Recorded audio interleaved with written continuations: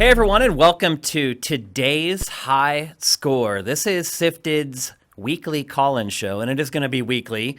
This is the first time we've done it since March of 2018. I know because the old graphics told me. It has been insane trying to get this all set up for today's stream. I didn't think I was going to get it done. I literally almost postponed it to tomorrow to get everything wired out, but I think I've got things set up good enough that we can do it for the first time. And so people get the idea. A lot of people haven't heard of the show, people who are new to Sifted and weren't around when we did it before. So just a couple things before we get started. Got to lay some groundwork. First of all, if you're going to call in and act like a jackass, don't bother. You're going to last for like a second and you're going to be cut off and it's just going to be a pain in the butt and it's not going to be good for anybody, not even you. Our Skype handle is Sifted Games. And generally how it works is I'll bring up a topic and I'll discuss it for a little bit and then I'll ask for calls.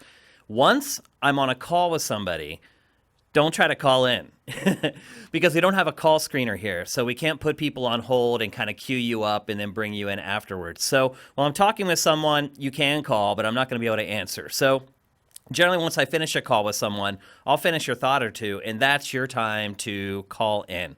And I'll be judicious. I'll try to get everybody on the show. If things start to drag, and this is the first episode that we've done in a long time, and it took us like 4 or 5 episodes the last time around to kind of get things where we wanted them as far as participation is concerned. So I fully expect today to be a little slow. Once people see the show, they'll start to show up on Saturdays to be a part of it. At least that's how it worked the first time. So welcome to today's high score. First thing I want to discuss today is Nintendo. So a couple episodes ago on Game Face, we basically did a topic just praising Nintendo. That's pretty much all it was. We were just celebrating the success of Nintendo. And after that show was over, and after that show went live, I started digging into it a little more deep, and I think I have come to an epiphany. I've come to a conclusion that I never, ever thought I would come to regarding the Switch. And if you guys remember, I was skeptical of the Switch at first. I didn't think it was going to be as successful as it is. I'm not hiding. I'm not going to deny that I was kind of down on it when I first heard about it. Since then, I've apologized many times and said that I'm wrong. But the epiphany that I've had over the last week is, and this may rub some people the wrong way, or you guys may think I'm crazy, but I think the Switch is Nintendo's best console ever. And I know when you first hear that, you're like, whoa, no way. It can't be. But it is. Not just its success, it is the fastest selling Nintendo console ever. It's not just the software sales. It's not just the hardware itself. It's all of it. All of it rolled into one. And when you really go back and you start looking at prior Nintendo consoles, none of them were even close to what the Switch has done already. And I know that may sound crazy, but it's not. So I went and did some research on some old Nintendo consoles. And obviously I've been doing this for a long time. I've been a games journalist since around 1997. And so not only have I played on Nintendo's consoles, I've covered pretty much all of them in depth throughout the years. So I've been there. I've talked to Nintendo. I've done interviews with their executives. I've covered Nintendo a long time. My first fan site in 1997 was a Nintendo 64 and Dreamcast website. So I've been following the company very, very closely for quite a while. And I feel like I have a pretty good base of knowledge as far as what Nintendo's been doing and the successes it's had, the mistakes that it's made. It's had a lot of both. And I think that when you look at all the data, you're going to agree with me that the Switch is Nintendo's best console ever. So Let's start taking a look at some of the numbers, and they're pretty astonishing. First of all, obviously, console sales. Nintendo has sold 37 million Switches worldwide at this point, and that is at about 30 months. 30 months. And it sold 37 million. To put that in perspective for you guys, the GameCube sold 22 million in its entire lifespan. The Nintendo 64 sold 33 million in its entire lifespan. Super Nintendo sold 49 million in its entire lifespan. And the NES sold 62 million in its entire lifespan. Now, the Wii U, the worst of them all, at 3.5 million. And the Wii, to date, the best-selling with 101 million units sold. Certainly nothing to scoff at. However, Switch is on pace, maybe not to beat the Wii as far as total console sales are concerned, but they are certainly on track to get close. And in 2019, that is a big deal. We just shot around a Pachter Factor yesterday. New episode will be coming on Monday or Tuesday. And one of the questions that they asked him was, what's up with the Switch or with the PlayStation 4? Do you think it can reach the PlayStation 2? Because it just hit 100 million and it did it more quickly than the PlayStation 2 did. But it's about 48 million consoles short of what the PS2 did. And obviously, it's being sent out to pasture. It's the last phase of the PlayStation 4, and it's probably not going to hit the PS2 numbers, but still impressive nevertheless. So my point is that standards have changed from the Wii era, and that selling this many consoles in 2019 is far more impressive than what the Wii did. And then you can get into software sales and things like that. And I think you'll see that software sales, as far as attach rate is concerned for the Switch, is far higher than what there was for the Wii. So, Commander Fett03, thank you for subscribing with Twitch Prime. Appreciate it. And thank you for doing it 10 months straight. Appreciate it. So you start looking at the numbers, you start looking at the data. It's pretty clear that the Switch, in my opinion, is the most successful. And I see some people in chat are saying, best-selling doesn't mean best, though. Totally agree. Sales, to me, mean very little in the grand scheme of things. But I think by the time we get done with this discussion, you're going to look at the numbers and you're going to realize, oh, wow. You're going to have the same epiphany that I had. So let's look at some of this data. The Nintendo Switch, and I know this is mind-boggling, and you may not believe it, but currently there are 1,825 games available for Switch. That's in 2 years and 5 months. Again, let's go through some of other Nintendo consoles. Most people are going to say Super Nintendo, best Nintendo console ever. The Super Nintendo had 721 games in the US, 517 in Europe, and in Japan, I will say, it had over 1,400 games. So in Japan, it had double the games that we ever got in North America. But still, North America, 721 games. The NES in America, 679 games. Nintendo 64, 388 games. GameCube, 657 games. The Wii, 1,535 games. So already, the Switch has a bigger software library than any other Nintendo console in 2 years and 5 months. And I hear you. You're going to say, oh, okay, yeah, there's a lot of games for a Switch, but most of those games are indie games. And that's true. That's absolutely true. The vast majority of the Switch games are indie games. But that's true of every console. For the last generation and a half, the vast majority of their games are indie games. So Switch isn't an outlier in this case. It's par for the course. That's the way the industry works now.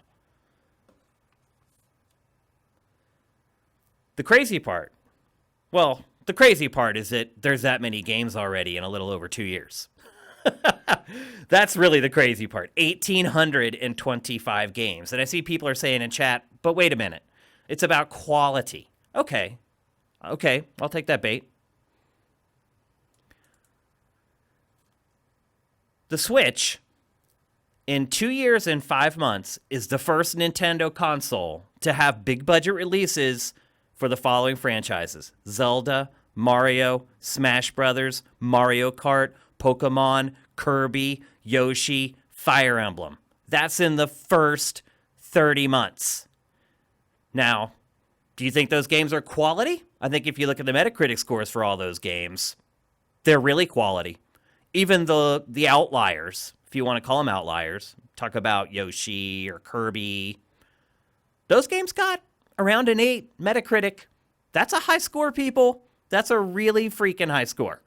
So the low end of the marquee Switch games, the first party games, are around an 8 Metacritic. So tell me, Collis, you tell me why I'm wrong. Why is the Nintendo Switch not the best-selling or the best Nintendo console of all time? Call us at Sifted Games on Skype, and you tell me. Maybe you agree with me. Maybe you agree. You're like, the Switch is the best console ever.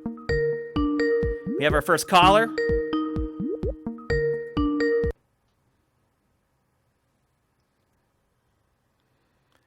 Matt 14090. Yep. Welcome to today's high score, my good sir. Can you hear me? I can hear you. You're a little low, but I can hear you. All right. I should be clear. I actually kind of agree. I think Nintendo got where it is with the Switch by doing what people have been telling them they should do for a while, and that's merge their handhelds in their home console business. Like, yes, their Switch is by far their best console, but it's because they're not splitting their resources anymore. And is that something that you had requested for a long time? Yes. Also, by the way, I remember you camp. from today's high score when we first did it. Yep. So I'm very glad you found it again. Thanks for calling in again. I appreciate it, man. Yep. I'm definitely in that camp of a long while ago that they should merge those two divisions. Like, they clearly had the studios, they were just splitting them between two systems. And other than the software output, how do you feel about the hardware itself? I think the hardware is pretty good, if not, as we've seen recently, some quality build issues. Otherwise, I think the hardware is pretty good, and it's sort of what I want, which is basically a handheld that I could just drop in the dock and play on my TV when I want. Now, to play devil's advocate, what do you think the argument is going to be that people are going to present as to why the Switch isn't Nintendo's best console? The argument is going to be, people are going to point to games like Chrono Trigger and stuff that the SNES had, like these all-time classic games, but I argue things like Breath of the Wild fall in that category here. Yeah, what about Super Mario Odyssey? Yeah, I kind of take the dissenting opinion on that game, to be You quite personally honest. don't like Mario Odyssey? No, I'm much more Mario 64, Mario Galaxy territory. Yeah, I mean, I like those games as well. I will say this about Mario Galaxy. I did not finish it 100%. It is the first Mario 3D platformer where I did not get all the stars or moons or whatever you're collecting in that particular game. It was the first one that I did not do that. What do you think it was about that game that kind of... It's because it's a banjo game. It's a collectathon. I prefer when I play a 3D Mario game to actually have platforming challenges, not collect a million doodads. Yeah, I don't know. I felt like the platforming in the game was pretty tough. Like, there were those, I can't remember what they were called. There were those stages where it was just all jumping, and a lot of times there were platforms that were like disappearing underneath your feet. Do you remember those levels? Yeah, it felt like a large portion of what you were doing in that game really didn't feel like, again, I liked the curated platforming challenges of Galaxy and Mario 64 and whatnot. So you think people are going to say the software library of the SNES is going to trump the software library of Switch. Do you agree with that? I kind of like. I don't, mostly because we're at a different place in the industry, and also if you look at the Switch's lineup this year, it is just astoundingly good. Like, we're looking at basically Switch has what, like 5 or 6 games this year that I actually care about, all fairly big games. Yeah, I didn't even bring up Fire Emblem. I mean, I mentioned it as one of the games that Yeah. released in the first 2 years and a few months. Yep. But Fire Emblem's Metacritic right now is sitting at around a 9. So you have a handful of games creeping up to the 10 mark, and we're only 2 years in. That's impressive to me. I think people might be sleeping on Astral Chain, to be quite honest. No, you're right. I'd agree with that as well. Platinum's upcoming Switch exclusive looks awesome. It was one of the games at E3 that I got to check out that kind of changed my opinion about the game after seeing it in person. You're right. And I think that's another thing that we're forgetting here is the third-party support for Switch. Nintendo is, and look, it's still anemic compared to what you typically get on other consoles. But when you compare it to other Nintendo consoles, I mean, it's doing pretty good. It's got Bethesda on board. I mean, it got a Bethesda action RPG. That's a gigantic deal. But I think a lot of times with Nintendo consoles, and I think a part of this is because for a lot of people, Nintendo console is their second console.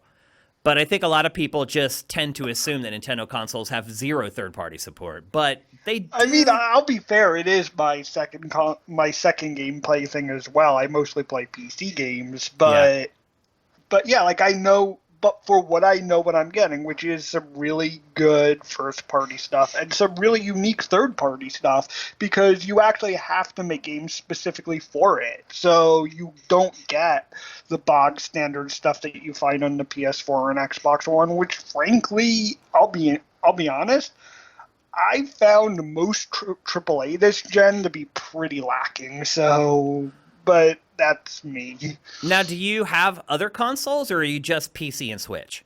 Just PC and Switch. Okay. What made you decide to get the Switch versus PS4 or Xbox One? To be honest, it was Smash Brothers and Pokemon. Oh, wow. So you're a big Pokemon fan?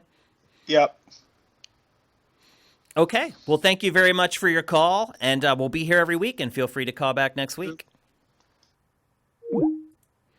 Anyone else got an opinion on this? I know somebody out there does not agree with me about this. I know a lot of you probably don't agree. In fact, I got a sneak at the chat, and I saw a lot of you were saying numbers don't equal quality, and I absolutely agree with that. But I think in the case of the Switch, you're getting both. You're getting a mass number of games, and you're getting quality games, and not just quality first-party games, which is a huge departure for Switch.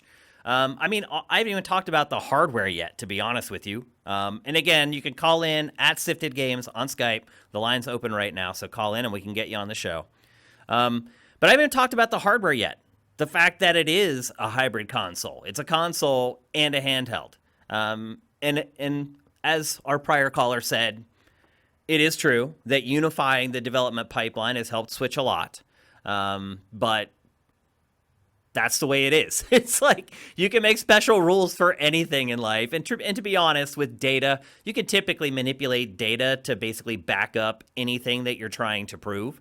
But the data here is pretty simple. There's 10 to 12 really high quality exclusive games for Switch in the first 2 years.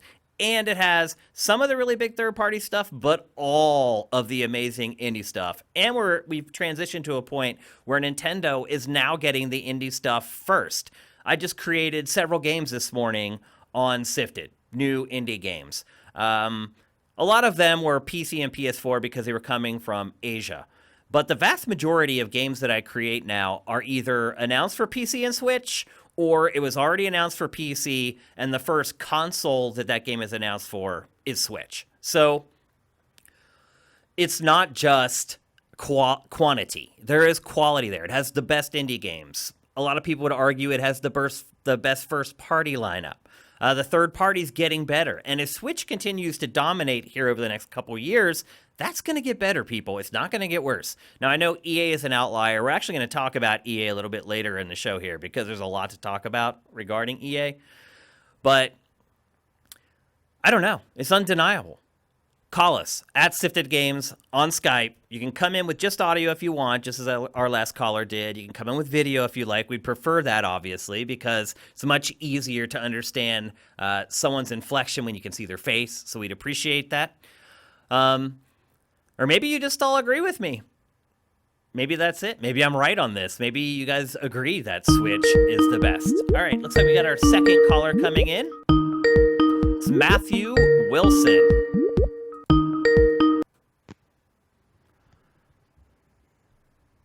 It's OTAPS. What's up, OTAPS, man? How you doing, dude? I'm good, thanks, Shane. How are you? Good. Thanks for calling in, man. I remember you were a regular contributor when we did the show before. I'm glad that you decided to jump back in for the reboot. Yes, absolutely. Not going to miss a chance to jump on this when there's an opportunity. So how do you feel? Do you agree with me on this? You think Switch is Nintendo's best console ever?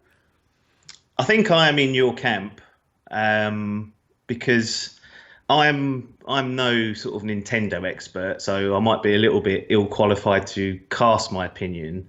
I've only really dabbled with Nintendo over the years. Friends have had consoles, I've gone out and played them, perhaps borrowed a couple here and there. But the biggest praise I guess I can give the Nintendo Switch is that this is the first Nintendo console that I've owned myself, that I've gone out and bought and played, and it's been mine. Really? Previously, yes. That's surprising. Why have you never took the plunge on Nintendo hardware before? Well, I mean, I've been playing games since Mega Drive, or what are they called over your way? I don't know if they were called the Mega Drive. The old Sega. The Genesis. Yeah, all that stuff. And so, in Europe in particular, it seems like Sega was the dominating kind of console there. And as a young kid, I didn't really have a choice over what was given to me. It was just, your parents went out and got whatever, and you played it. As I got older, I decided that PlayStation was going to be my route as a just coming into sort of teenage years. And then when I finally got the chance to get a job and purchase and sort of make more informed purchasing decisions myself, it was about the time when the Xbox 360 was just launching, and at that time the appeal of HD really got to me, and the games like Gears of War and bits and pieces like that. And we had the Wii, which was very successful, and I was probably one of the only people that didn't own one, but I knew people that owned one. I only really played Wii Sports on that. And then I thought, well, I know there's a lot of quality Nintendo games I've been dabbling over the years, and that whatever comes out next, I'll buy that. And it happened to be the Wii U. And I thought, there's no way I'm getting that. Yeah, the timing wasn't great for that. Yeah, exactly. So I thought, well, I'm not going to touch Nintendo until they can show me something that I'm interested in. And then they came up with the Switch. They came out with Zelda and Mario Year One. And I thought, right well, out of the gate. Yep. Great time to jump in. Also, can you think of another Nintendo console that had Mario and Zelda in its first year? No, I mean I enjoyed both those games, but yeah, I mean that's a big first year to get people on board, and that was obviously a strategic play. They clearly pushed out Zelda so that it could launch with the Switch, because technically it's a Wii U port. Right. Yeah. But it got people in the door. It got people like me to jump in and purchase the console day one. This was, and here I am, years later. If it's sitting here, I haven't played it too much lately, but it was the first one that kind of grabbed me, and I thought this is now time to get involved. How do you like it now that you've had it? I do like it. I like it as another option. I think having the flexibility of handheld I find it useful. I don't religiously play it in either docked or handheld, and I think just having that option, just to grab it out of that dock, go into the lounge on the sofa, be a bit more relaxed, and play a game is great. And I've taken it on long haul flights and played it on the plane. So it's been useful having this dual compatibility with docking it onto your TV and also taking it on the go. And I think that was a great move to do that for Nintendo. What do you think about Nintendo's software? I mean, this is kind of the first time you're really diving into it. You heard a lot about it, I'm sure, before you ever bought a Nintendo console. Now that you own one, is it living up to the hype? All the stuff that people have talked about over the years? Yeah, I think so. I mean, I've played the likes of Ocarina of Time, and that's probably the main one that I really wanted to play. I played that on 3DS, so I borrowed that and played through it in a month. But I was impressed with Breath of the Wild. I didn't think it was the second coming, like most people did, of Yeah, I video didn't games. either. I'm sure you know that, but yeah, I didn't either. So, but it was a great game. I enjoyed my experience of it. I really liked Mario Odyssey, and I had played Galaxy One around a friend's previously, and I loved Mario Odyssey. I got Smash first time I've played Smash in about 10, 15 years because I used to go to a friend's house. He was Nintendo through and through, so he had Smash. And obviously that meant he was really good at Smash and I was crap, so he just kicked my ass every time I went round there. So I didn't have much of an affinity. I played through World of Light. I played a little bit online, but competitive multiplayer is not really my forte, so that's died off a little bit. But I enjoyed it for what it is. And I haven't taken the dive on Fire Emblem because it's a game I've not played before, but I've been hearing good things, and I'm tempted to give that a go. But Pokemon's coming late this year. I know what I'm going to get with that, so I'm most likely going to commit to that, and maybe even Animal Crossing next year. It was interesting. I was shooting with Pactor yesterday, and I'm sure you saw the last round of episodes where he kept trying to get people to join his clan for a mobile game. And he's still on about that. He still wants people to join his clan, and he talks about it in these episodes as well. But I started talking to him about the game, and it's like a strategy RPG. I mean, that's basically what it is. And so then I asked him, I'm like, did Nintendo send you Fire Emblem? And he's like, yeah. And I said, did you play it? And he goes, no, I hate that series. And I was like, what are you talking about, dude? It's the same thing. It's the same thing that you're playing on mobile right now. And he goes, really? And I'm like, yeah. It's absolutely a strategy RPG. I'm like, you should take that code, download the game, and play it. He's like, I like playing with other people. And I was like, well, there's kind of that, but not really in Fire Emblem. So I could not convert him and get him to play it, but I tried. So, Yes. so as a new Nintendo convert, what's going to happen next year when the new consoles come out? I'll keep the Switch, and it will be used and played when it has games that are only available on that platform, or if I fancy playing something like a Hollow Knight. I like playing those type of games on the Switch. I don't know why, like a 2D. I don't think type anyone's game. figured that out yet. Everyone says that, but no one can ever provide a good reason why. No, and so it's there. I mean, I'll get the next generation of consoles, and most likely. And then the Switch will still be there, and I'm sure we'll have Breath of the Wild 2 in the next maybe 18 months, 2 years max. So that'll be one to get. But yeah, I mean it's been a good purchase for me. I think it's slowed down personally for me, but You mean I as far know as your that enjoyment of the console? Has it slowed down? just content. I tend to spread myself a little bit too thin, so sometimes things don't get the time they deserve, but. It's just the interest in the games. I mean, some people. I've got an Xbox One sitting there. I've got a PlayStation 4. I've got a P. I mean, I'm never going to run out of a game to play. So it's finding something that's going to, attract me to one particular piece of hardware. It's always going to be the games. It's never really going to be the experience. It's going to be Smart man.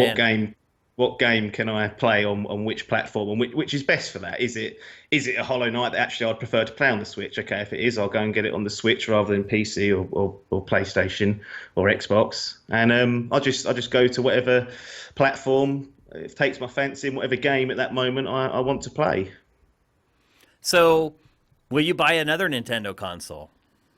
Yeah, they've not let me down here. I don't feel let down by them at all, really. If there is another one.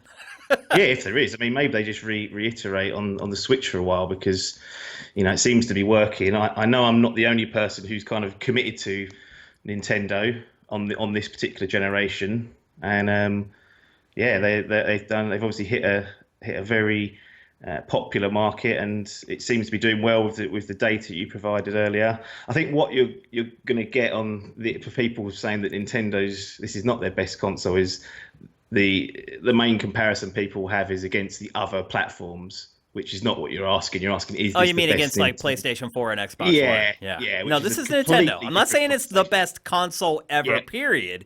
I'm saying it's the best Nintendo console. yeah. I thought I made And that clear, but maybe not. no, no. I don't know what you you may get some people trying to It compare is or the make internet. comparison. What I don't realise is how Nintendo have been pretty rubbish for throughout their console and hardware iterations. So the bar really hasn't been overly high. You look at the Wii, yes, it sold gangbusters, but the content and the quality of the games in there dropped off sharpish, and it was just shovelware and Wii Sport rip-offs appearing after the slurge of good stuff that came through. So Yeah. they haven't got. I don't think they've had an amazing bar. The people that grew up on the NES or the SNES, you'd be hard pressed to convince them otherwise, because that is a nostalgic, thought process, and Do you it's think one that's a that's big hard. part of it? Is that a lot of people will say, "Oh, well, I was a kid, or I was Mm. 13, and this other Nintendo console is what got me into gaming and turned me into quote unquote a hardcore gamer." Yeah, and I think that is an important thing to bring up, but This we isn't, can but see this isn't your favorite Nintendo console. no. This is what is the best. Yeah, and I would argue that in most console generations, the new best console is always coming out. I don't look back to the PlayStation 1 and go, that was the best console. It wasn't, because it's compared to what I've got today and what I've been playing, it's nowhere near. Objectively, it just isn't. Oh So yeah. I it's get that. that should constantly be happening. It's just that Nintendo have had a few missteps and had things like the Wii U, where you could argue that the Wii was better than that, which is a shocking thing to say. Yeah. Calling the Wii better than anything is a shocking thing to say at this point. I mean, I couldn't believe when I started gathering this data, and I couldn't believe how few games the N64 had. I was like, Yeah, wow. Like, really? I mean, but it did it kind of had die an early death, but yeah. The thing with the 388 games?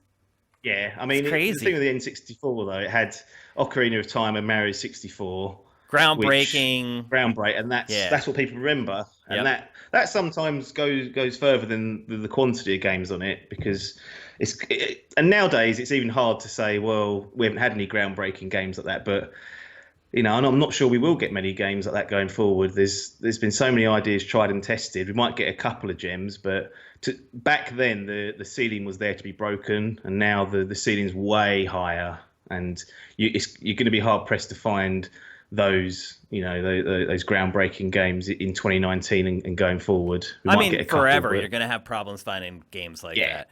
And I would agree with yeah, the prior caller, too, who said this generation's maybe been a little bit underwhelming. It's really hard, if you go back and look, it's really hard to pluck out a lot of games that broke new ground. To me, this was the safe generation. The last generation, as you had said, it was the transition to HD, at least real HD. We had semi unless you're HD Nintendo. with the first Xbox, but it was really the first shift to HD, and so you saw a lot of developers experimenting, trying new things. This Mm, generation, everyone kind of settled in, and they're yeah, like, okay, we've got making 1080p games whipped. Let's try 4K. But they didn't really stretch their legs and create new gaming paradigms or new sort of game design paradigms. And that to me no, is a disappointment. Like, and generally, I don't count on big budget software to deliver that stuff usually. I count on the indies to do that. And even the indies from the last 4 or 5 years have kind of struggled to find new hooks and new ideas. So yeah. I don't know if we're like reaching the law of diminishing returns at this point Mm, where we're just never going to get new genres and ideas. Like lately we have seen like music and rhythm getting mixed in with like everything. yeah. But other than that, it's been a pretty safe generation for software in my opinion. Yeah, I think what's happened is there's been a shift in focus from the developers and the publishers. We've seen the, the loot-driven grind games coming games out. as a and service. Yeah, that's games kind of the big. Absolutely. I mean, you're right. That's actually a really good point. If there is a paradigm shift this generation, it's games as a service, which does Absolutely. nothing for the player. It's just a way to milk more money from us. Yeah. That's it. Yeah. That's not Yeah. innovation. That's not pushing the envelope. That's not developing on the bleeding edge. No. That's just No, finding a way to squeeze an extra penny out of your fans, basically. Yeah. And that's a I've shame. just- If that's the big story, that's a shame. Yeah, but I think that is one of the big stories. I mean, I've just finished finally Assassin's Creed Odyssey, and that was almost like a single player game as a service for the length of that mother. It was just I couldn't believe you're right. how big and vast it was. And obviously they had three big packs of DLC as well, so they were hoping players would be kept engaged. But yeah, I think sadly when we look back on this generation, that will be one of the highlights, along with the battle royale genre. But that in itself is a game as a service, so that's just been bred out of the current focus. And how innovative really is Battle Royale? I mean, it's really just free for all. It's a mode we've been playing for years, but they just added some players to it. Is it really innovative, or was it just kind of a cool idea? Yeah. I mean, it probably was just more of a cool idea. We've had large scale multiplayer, but it's worked. It's hooked people into it, and we are where we are. I've still enjoyed the generation, and Oh yeah, hell yeah! This has been a great generation. The games Yeah, have been great. They just haven't been groundbreaking. no, exactly. It's been more polished than new ideas, which isn't a bad thing because No, I've played some great games, and I'm looking forward to see what they do next generation. I hope they don't just focus on 4K and resolution and ray tracing bits and pieces like that. starting to look like it though, I know, isn't it? Yeah, absolutely. But Yeah, we'll I mean, see. Death Stranding is probably one of the most unique games of this gen. It could be awful. Yeah, It could be abysmal. Who knows? When Kojima goes for a more, I'll say this: the more Kojima tries to be like everyone else, the worse he is. When he just Yeah. ignores what everyone else is doing, that's when he tends to deliver something truly groundbreaking and great. And so I do have high hopes for Death Stranding because he's obviously not following a template with that game. No, we will find out what an unleashed Kojima can really do, and for better or for worse, I'm in for seeing what that is. Absolutely. So. And the good thing is you have people like us who can tell you whether it's good or not before you have to spend your own money. Absolutely. We will die on the sword. So anyway, thanks, OTAPS, man. Great call, great conversation. I really appreciate you calling in, and we'll see you back here next Saturday. Jeez, thank you. See you soon. Take care, man. All right, OTAPS. He was an OG from the THS early days. Glad to see him calling back in. So I still don't have anyone who will call in and tell me I'm wrong, that I don't know what I'm talking about, that the Switch, there's no way the Switch is the best console ever from Nintendo. All right, here we got a call. Maybe here's somebody who's going to tell me. Who do we got? Mikey Novak. What's up, Mikey? Hey, Shane. Sorry, let me turn off my air conditioner. No problem.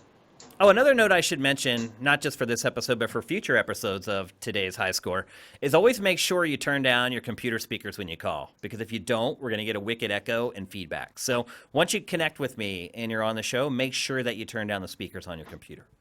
Well, I'm on headphones. Is that all right? That's great. Yep, that works too. So what's your take on this, Mike? Well, I mean, I was trying to glean actually what your original question was from all of people's chatting because I got here about 10 minutes late. Okay, so you missed my open where I kind of went through Yeah. all the data. And do you want a quick rundown of that stuff?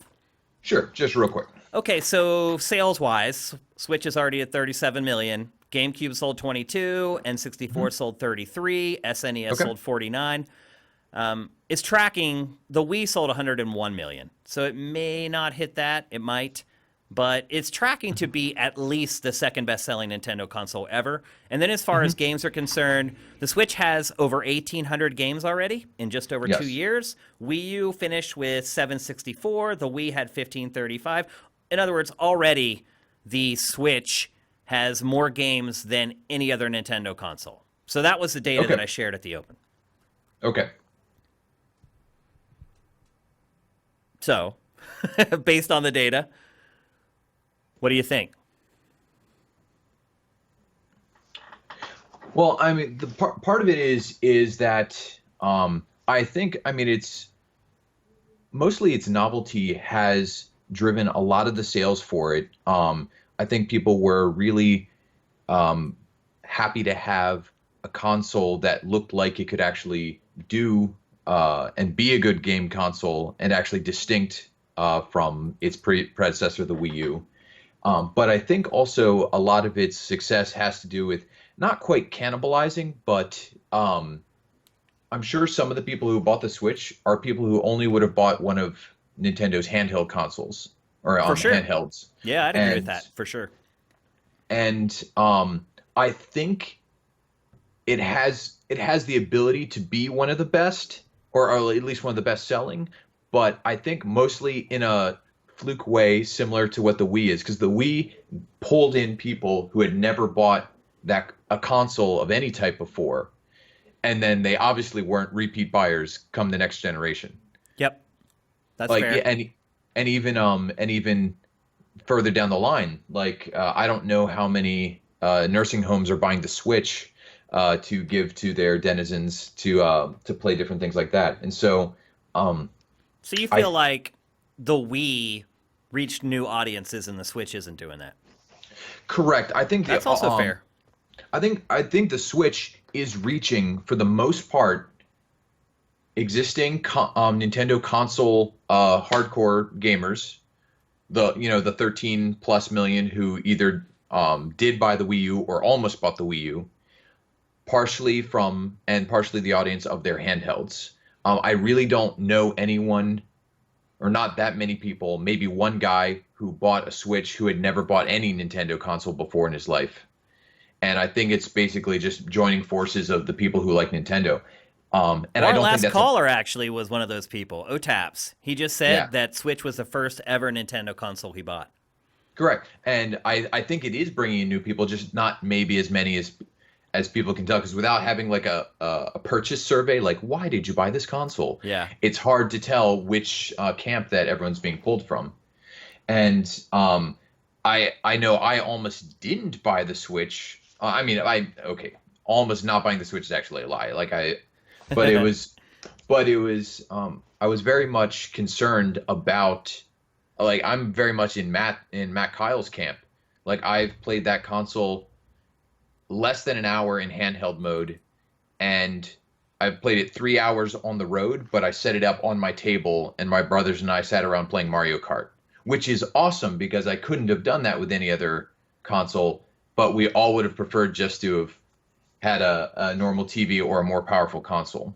I mean, to And be honest with you, I'm in Matt Kyle's camp too, and that I hardly yeah, ever play it handheld. I mean, I would, but I just don't really play games on the go anymore. I play so many games sitting on my couch that I don't need to take one on the go mhm, anymore. Plus, I'm not as on the go as I used to be. I don't yeah, have a long commute. I don't fly as much as I used mhm, to.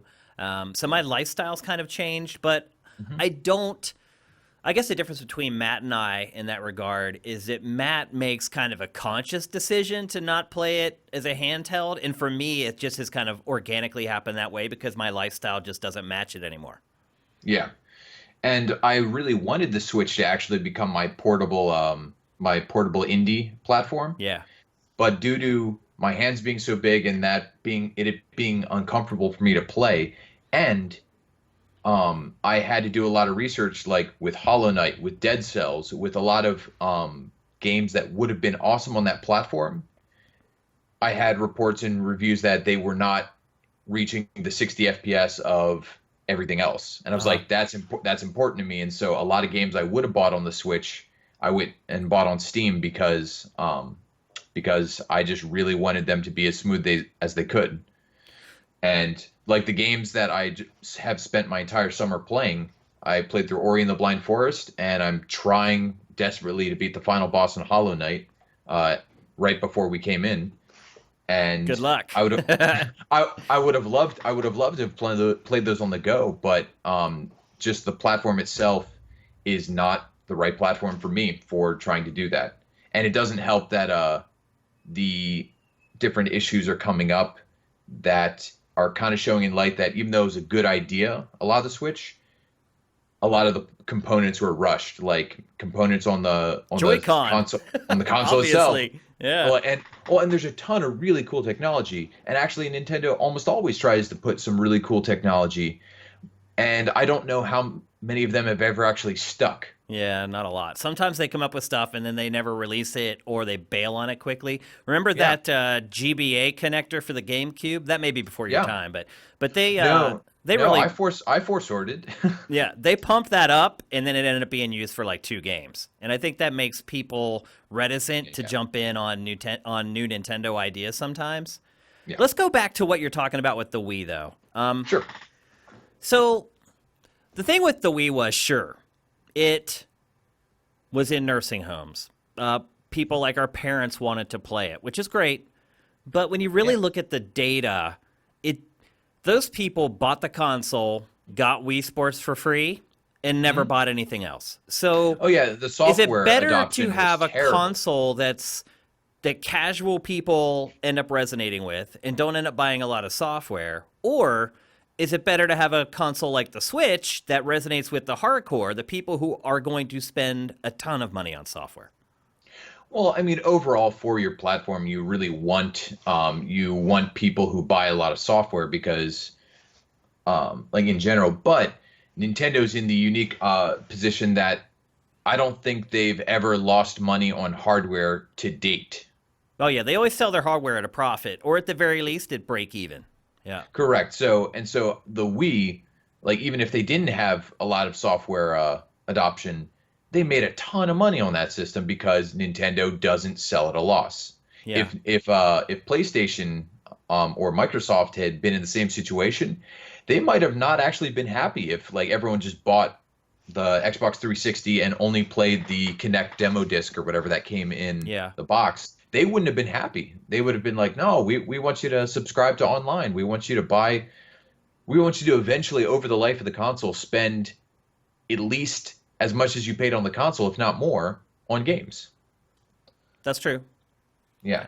And I'm one of the weird, well, not weird, but the less than standard Switch players is that I basically buy maybe 2 games a year for Switch, and it's Nintendo's really big ones.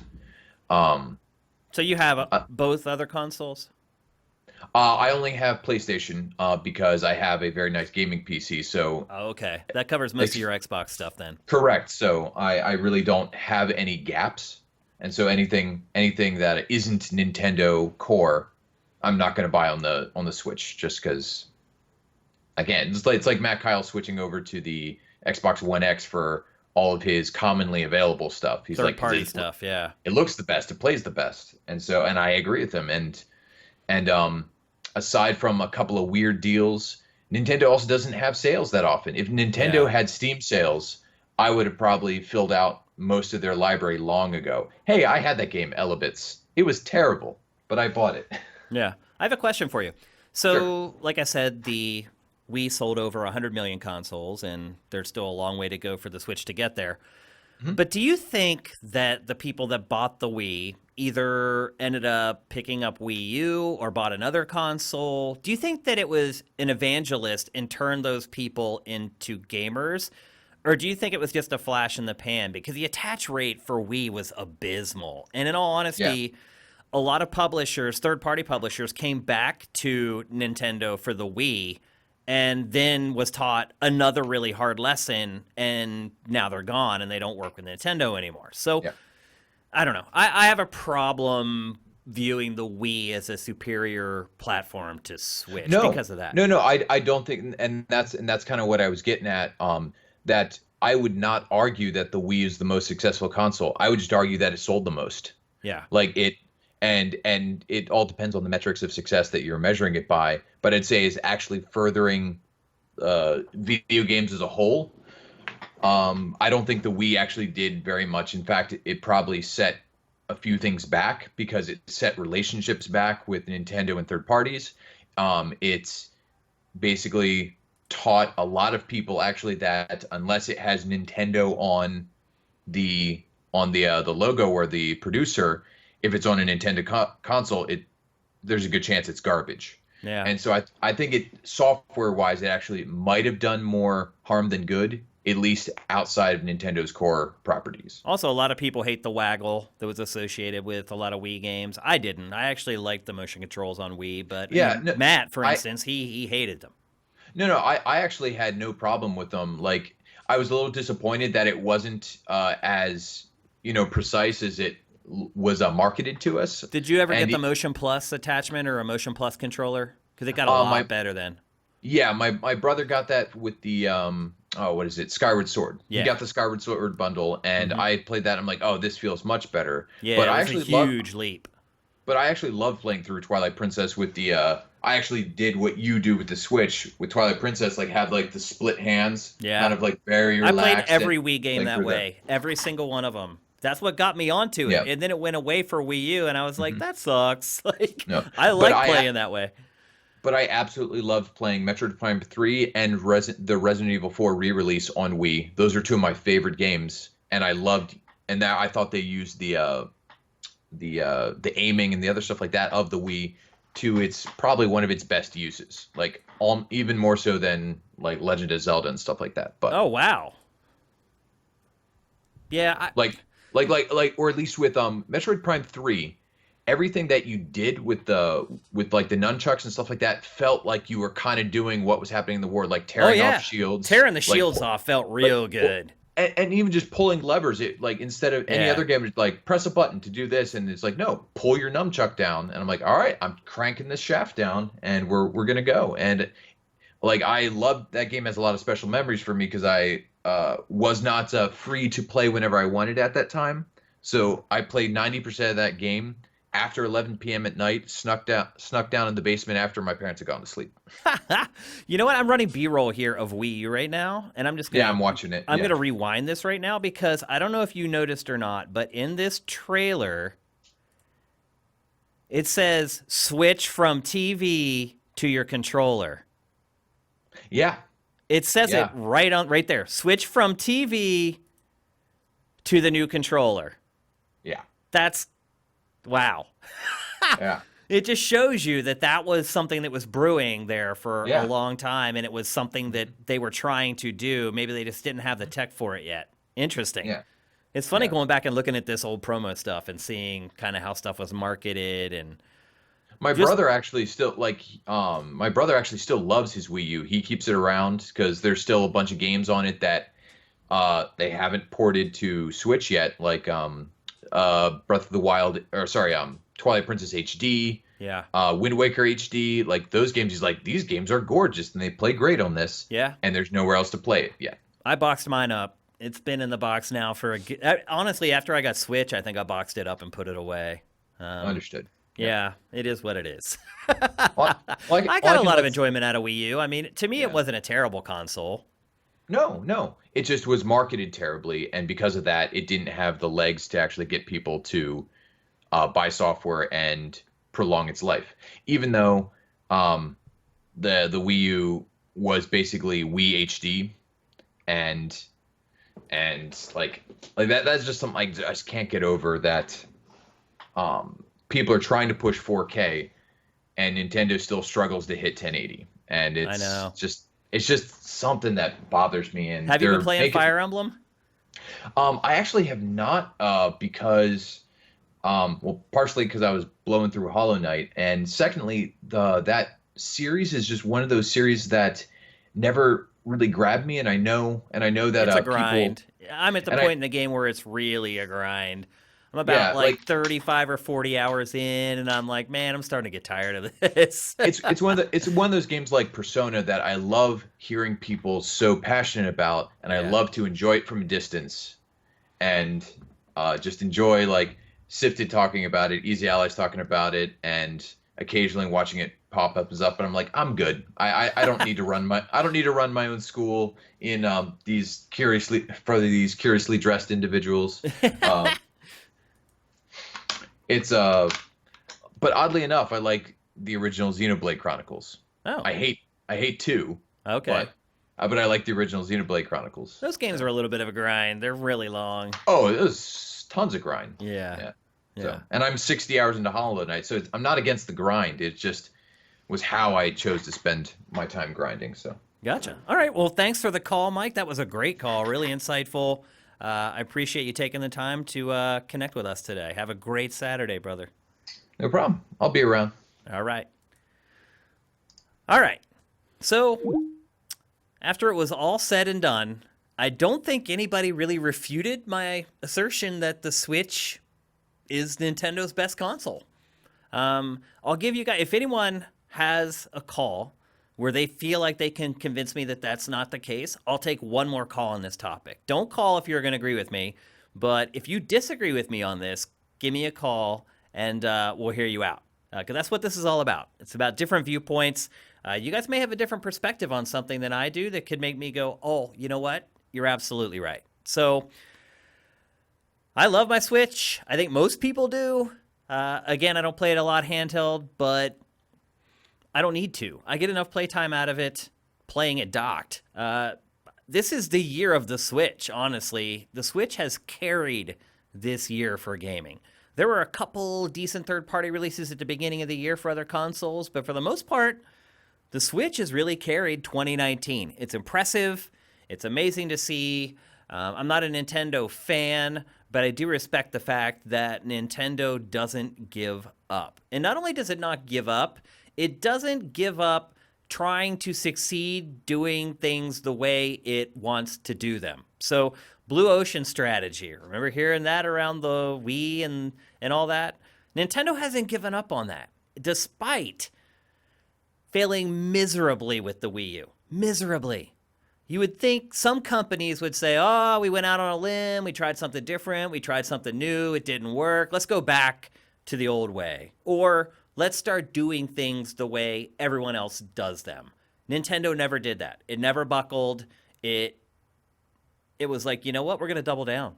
And I think when you have success like Nintendo had with the Wii, I think that galvanizes decision-making like that, because if you're Nintendo, you had a couple bad consoles in a row. You had like the GameCube and the N64. They weren't terrible, but they weren't successful by Nintendo standards.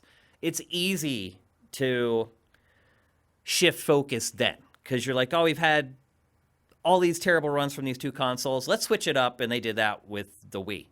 And then the Wii just put so much money in Nintendo's coffers. I think what it realized was, okay, well, we can try this Blue Ocean strategy. And if it fails, like it did with the Wii U, that's okay. Because when it succeeds, we make so much money that it'll pay off those last 10 years of failure, and then some. And that's exactly what happened with the Wii. The Wii was so successful and generated so much revenue that it covered the losses from the N64 and the GameCube, and then some.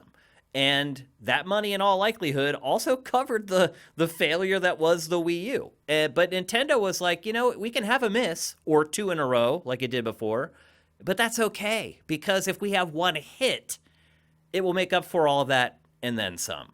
And so I admire that Nintendo has stuck to its guns. I think fiscally it makes sense, although some people may say it doesn't. I think if you look at Nintendo's track record, it does make sense. So there you go. My opinion, Nintendo Switch, Nintendo's best console ever. All right, let's move on.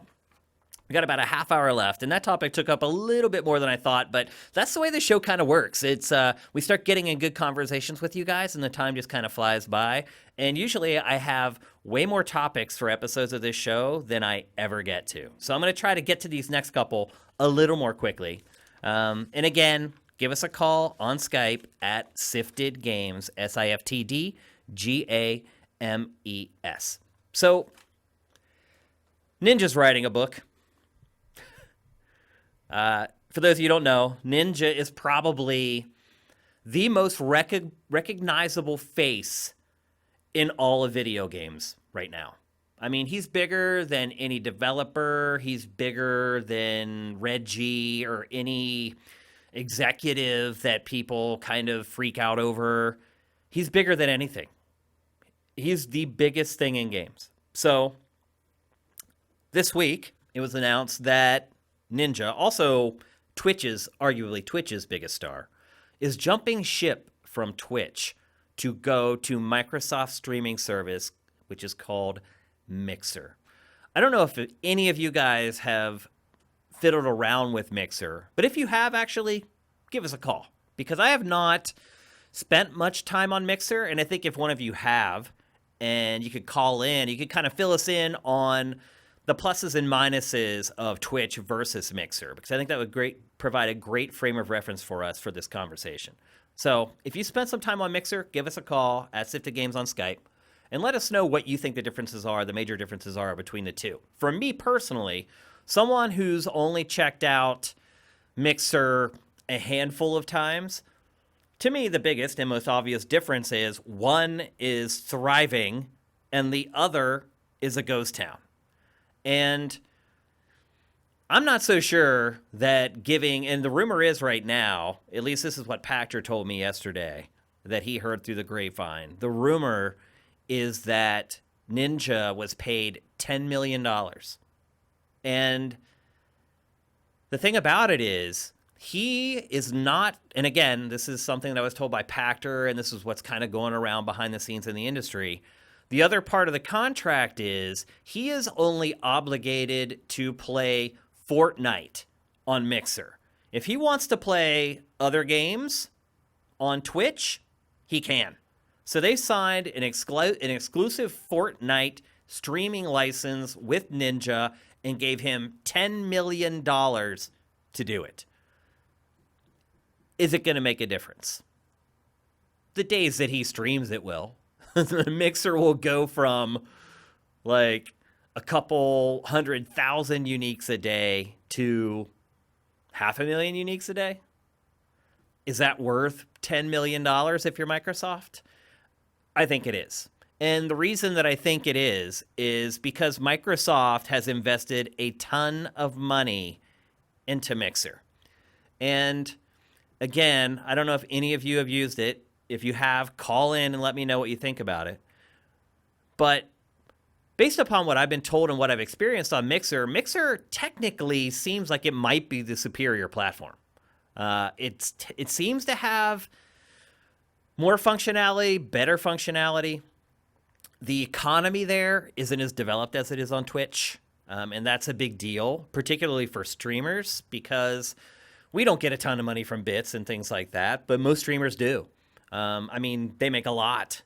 I don't know if you saw the story that we curated on Sifted this week about a streamer who he plays Minecraft and he hit it big, and he said he makes more money in a month now on Twitch than he did in 2 years of working his old job. Think about that. That's insane. That economy alone is going to keep people on Twitch.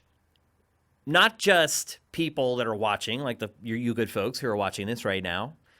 You have bits, a lot of you. You've plunked down your credit card and bought a chunk of bits so you can reward your favorite streamers. The streamers rely on folks like you and your bits to make a living. And that, to me, was the smartest thing Twitch ever did. Not just because it can make money off of those bits, but because it solidifies your community and unites them under currency. And once somebody has put skin in the game, they're in that game. And trying to get them out of that to play a game somewhere else and be a part of something somewhere else is extremely difficult. So just hiring one streamer, granted, it's Ninja. He's the biggest streamer in the history of streaming. So I can understand why Microsoft might be fooled into thinking the biggest streamer playing the biggest game in the world is going to change the fortunes of our streaming service. But how long is Fortnite going to last? I think we're already starting to see a softening of the Fortnite market. I was just at a wedding on the East Coast a couple weeks ago, and I had a chance to hang out with all my nieces and nephews. And I have like 12 of them. And most of them are boys, more boys than girls. The girls don't play games at all, by the way. None of them. Not a single niece that I have, despite what I do and my vocation, none of them play games. None of the girls do. Not even mobile games. All the boys do. And I go and hang out with that crew of people every holiday season.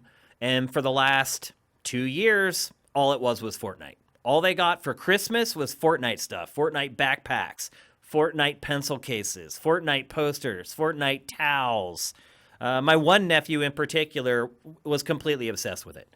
So I get to this wedding, haven't seen these folks in about 7 months, and I start talking to them about games like I do with pretty much everyone I run into.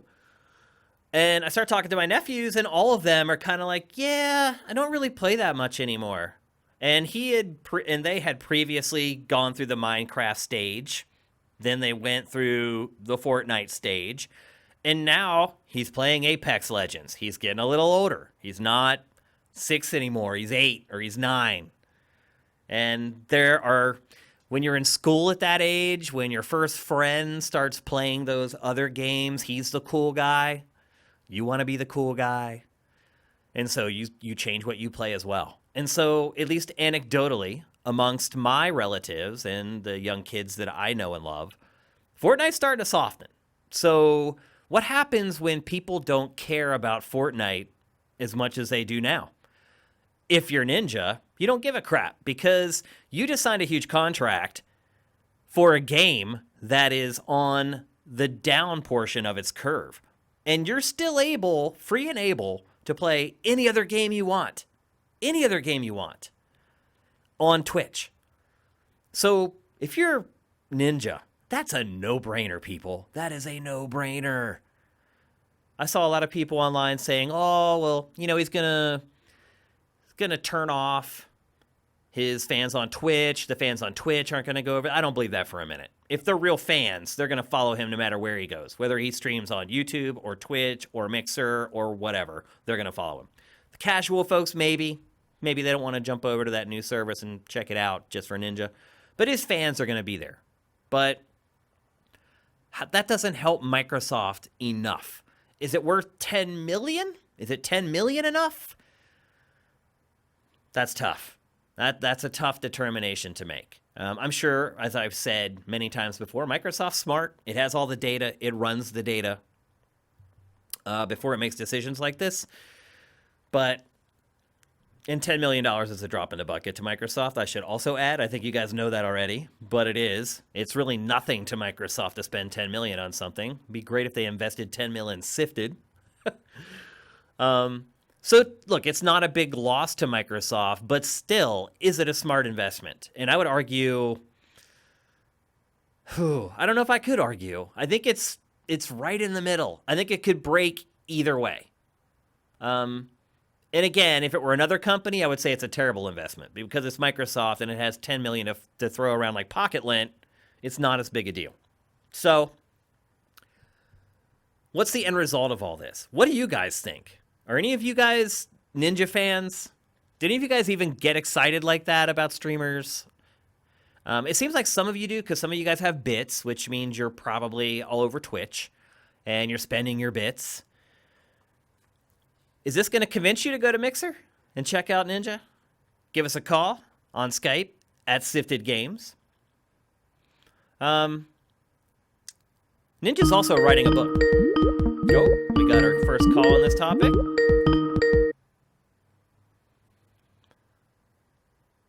Daniel McAndrew. Oh, no, that's not Daniel. That's Mitch. What's up, Mitch? Hey, how's it going? Let me get you on screen, brother. What's going on, man? Nothing much. I think I was super happy you brought up Ninja because there's some really interesting things. I think you brought some interesting points, and I've been watching this because I found out from the story from ESPN of all places. So I was like on ESPN, and all of a sudden it popped up as their top story on their website, which is crazy to think about. Well, that kid won the tournament and won $3 million from Pennsylvania, right. I might add, repping the state.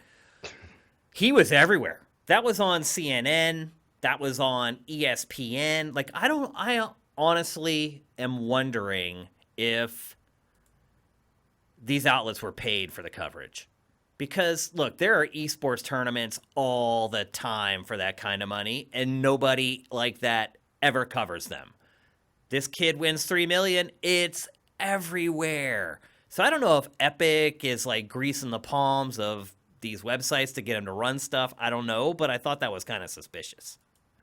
Yeah, and I think I just thought it was really interesting from him and on his side, and I think the thing for Ninja, I think this is a smart move for him overall, to be honest. And kind of been keeping track of how many followers he's getting. It had me actually check out Mixer for the first time. Oh, I've it never did. So you looked actually at went and checked it Mixer. out. Yeah, I took a look at it. I will say Mixer looks a little more aesthetically pleasing compared to Twitch in regards to it's Yep. got a nice color scheme. I It's agree. a little more It looks welcoming. better. Yeah. Yeah, this Twitch somehow, for how much money they make, the website itself looks a little crummy, like it's on day one, It a little does. bit. Yeah, it does. And I Uh, think a lot of times, and I think this happened to IGN because they launched so early, but IGN had a problem because it was one of the first gaming websites ever, and it built so much content on top of this old, ancient platform that as other sites cropped up and obviously looked far more futuristic than IGN, it struggled to re-platform to get all that content onto a new platform that was more flexible and they could do more with. And I think Twitch might be in the same boat on that. yeah, I mean, you guys ran into something similar. I mean, I don't think you were running game trailers at the time, but when they had to re-platform, you run into some difficulties with that transition. But I kind Well, of the checked problem out. we had at Game Trailers with our replatform was the last replatform, which literally just killed Game Trailers, was Yeah. that they forced us onto Viacom's proprietary platform, which was there to create websites for television networks. So all they needed was a crappy Flash player, and back then it was a Flash player, a crappy Flash player, the ability to post articles and images, and that was it. And for us, they were basically saying, hey, you have this crazy advanced website that your guy Brent built, but we are having problems running our ad inventory on that website because it doesn't work like all the rest of the websites at Viacom. And so Mhm. instead of saying, but you know what, if we make GT go to this other platform, they're going to lose all their audience and ads won't matter. They were like, oh no, we need to run ads and we need to make it as easy as possible for our sales and marketing department. It was a catastrophically awful decision that killed the website. After we worked on that replatforming, I might add, I specifically worked on that replatform for like 18 months, sitting in scrums all day with it was awful. All for nothing. All the while we're telling them this is going to kill our website. So you're right. I mean, that's the danger of being first, but your point about the amount of money that they have, that shouldn't be a problem for them. Yeah, and I kind of checked out, and he has already had occurred over 500,000, just over, I think it's 543,000 subscribers or followers or whatever the capacity is for Mixer. Again, I only visited it for the first time, so I'm not sure of what they do with their capacity. And then they're also offering as a thing for Mixer is you can give a free sub this month specifically, and I think it's probably in honor of him hopping over to the new platform, so that Oh, gives people absolutely. an easy Absolutely. way to hop into the website, check it out, get used to him, and then enjoy it, and then go, oh well, I guess I can re-up because I've been hanging out there all month. And I mean, he streams so often, so he's How gonna often bring a lot of actually people. how often does he stream? 6 days a week, and 6 he days does a it week? twice a day in the morning and Wow. in the afternoon, and then he spends some time with his wife in between, if I remember his schedule right. His poor wife. I guess she's his manager, so I mean she's doing pretty Oh. well for herself too. Oh, So for sure. She just sees all the money coming in. She's just like, dang, I never dreamed you'd become this. She's like, I hit the jackpot. right. Yeah. So and she streams too. So Oh. they're kind of decked out their house too. Sometimes they do like cooking sessions together where they stream a cooking session together where they cook in their kitchen. It's really So is their interesting. house just all wired with cameras and like they just live their lives on TV basically? It's getting pretty close to Big Brother, to be honest. Yeah. But I think the other thing that I think, regardless of him transitioning to Mixer, and regardless of your point in regards to Fortnite, if Fortnite's going to last, even though he's making that money regardless on Fortnite, I think he has hit to the point where he could transition to anything. And he'll get a large sum of people to follow him in that transition that I think compared to other streamers that may need to transition to another game, they're not going to get that following to go with them potentially compared to him. Oh, He's he's just the so only big. one capable of this. Like, it's not like Microsoft could have signed someone else. This is it. If you're trying to make a big play to make your service successful, this was your only play. Yeah, he's the only one that's known by a single name. Like it's like Drake for video Yeah, games. no, you're right. It's a one name title guy. I hate Drake, by the way. After the NBA Finals, I can't stand him. Oh, I would find that annoying too. I could totally get that. What was my other point on? Yeah, but I think that's what's the biggest appealing thing for him is he's going to be able to transition compared to other people. And I think the one other thing is as soon as the story happened, I was like, I got to get on Twitter. I got to see what people are saying because of course you get a mixture of the two. But someone posted something and it was really interesting to see is someone was crying on Mixer because they talked about how they've been doing Mixer for a little over a year and they had constantly 0 viewers. And this was the first time they had not only one viewer, he said he had 100 viewers for the first time. And he's like, wow, for once my hard work is paying off. I finally get to Why did he choose Mixer to stream? I don't know. I think it's hard to feel bad for him. I think it was Burkhoff mentioned to me earlier today. He told me that a friend of his says it's a lot easier with his Xbox to be able to integrate Instagram and all those other I'm sure platforms. Is all integrated for Xbox. Yeah, exactly. That makes so sense. It's easier for him to do that. And so it's potentially that kid was doing that, but just the fact of the emotion that he got out of it is, the exposure is going to do nothing but good for the market. It's going to make Twitch need to compete harder because people are going to go to Mixer and maybe see that this might be the better service and they might start losing some views on that area. And who knows if this is successful as it is, who knows if Mixer is going to ask some other people to transfer from Twitch and maybe offer, a plan to say, hey, we'll give you X amount of dollars if you transition from Twitch to Mixer, if you have X amount of followers. Who knows? And they could eventually take people off the market for Twitch. And maybe then Twitch will not be the superior market or Twitch will have to find a new way to be relevant and compete. Yeah, so on the site, on that article that announced this whole thing, ZetSaber had a great comment. He said, people will just restream his streams on Twitch and have a larger audience. What do you think about that? Do you think that that's true? It's a possibility, but I think that's for the think people about that it. don't That's care all you about have to them. do.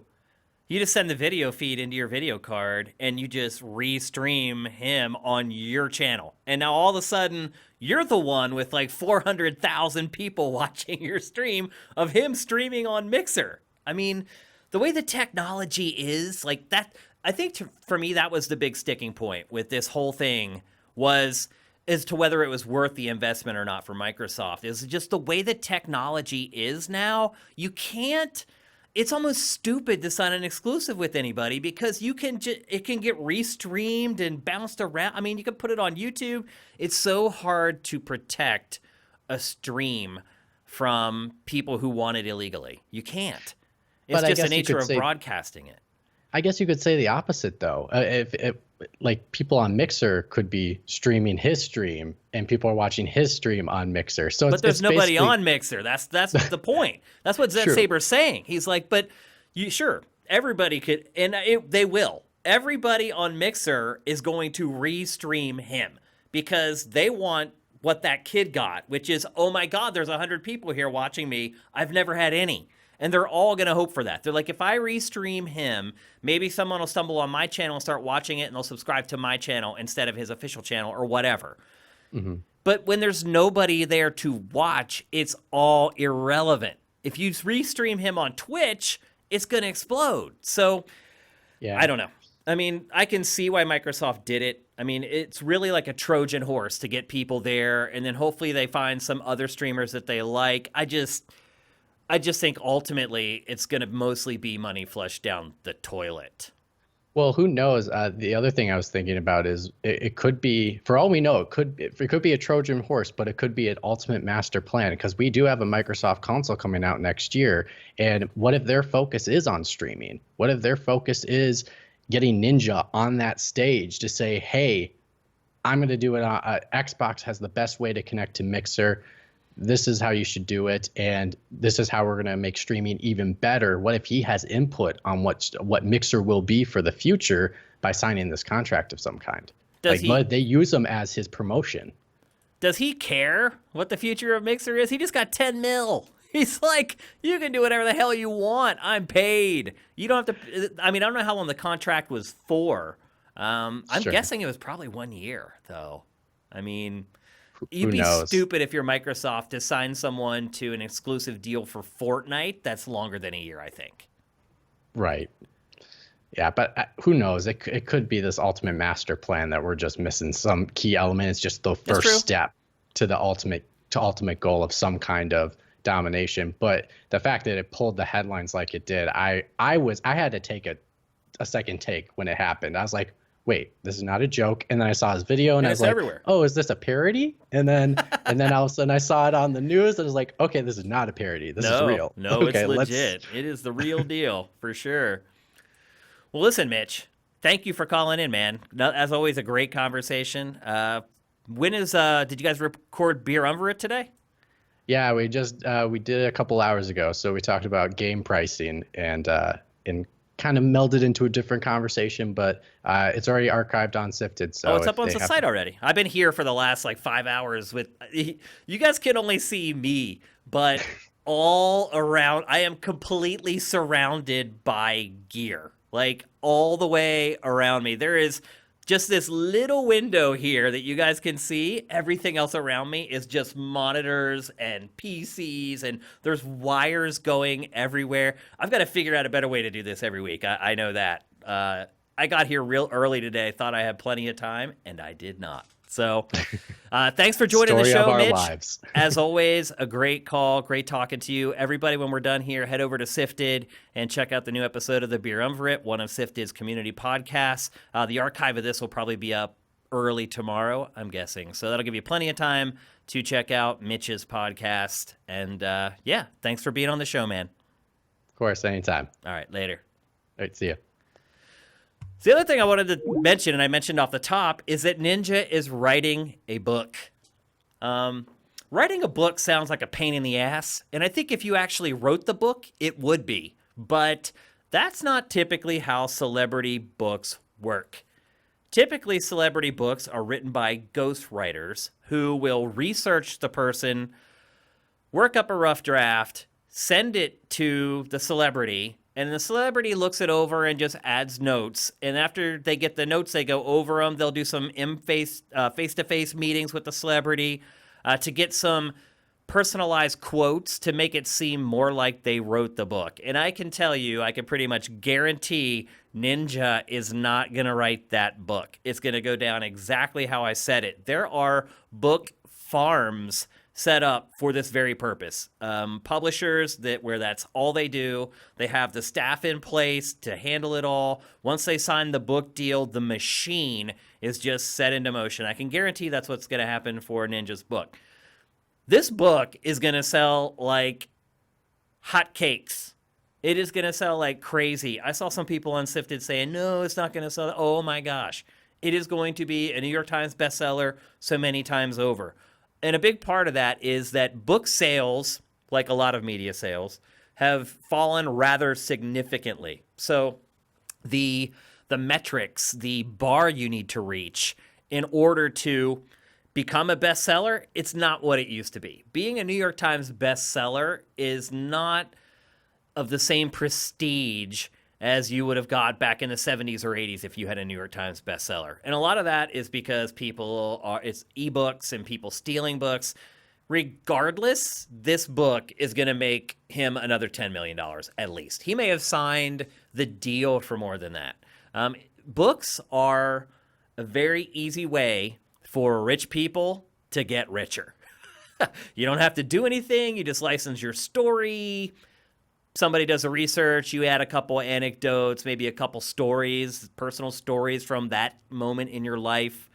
They get a couple quotes from you, and then you go back and forth, and then the book goes out, and you make buku bucks. So whoever Ninja's agent is, and I believe he's represented by CAA, and that is a huge talent agency here in LA. Basically, if you talk to someone who works as talent in LA, and you ask them who reps them, and they tell you CAA, that's another way of them saying to you, I'm big time, basically.